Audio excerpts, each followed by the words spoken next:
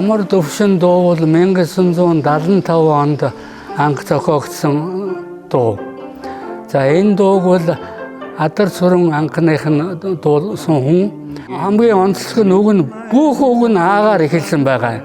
Тэгээ миний дуу бол дахилдаасаа эхэлдэг.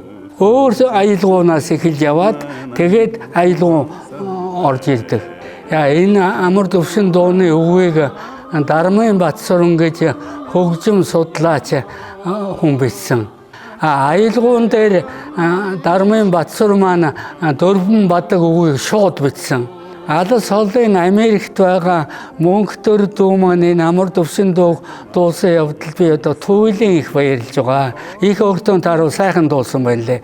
Өөрөөр хэлбэл энэ хүүчийг авьяастай хөвөөс зураач, баримлч, өөрөөр зохиолч, өөрөө бас аялгуу бичсэн байна лээ.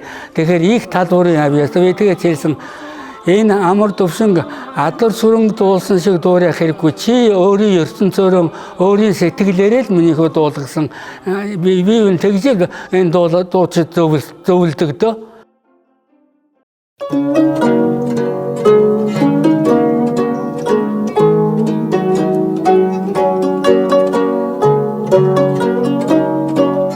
Агархан тэнгэр минэрүн тунгалаг байж Аллагхан цэцгүүд маань анхлун тансаг байг Алтанхан нарныхан анны туянгор Ачтайхан эчтэгэ амар төвшин сой Альманхан сарны тормонгийн шүүдэр бууж Аршанхан хурын дэж мөнхийн тунсаг байг Аршанхан дуссал түнд чамай харж байсан Амрагхан чамтайга амар төвшин сой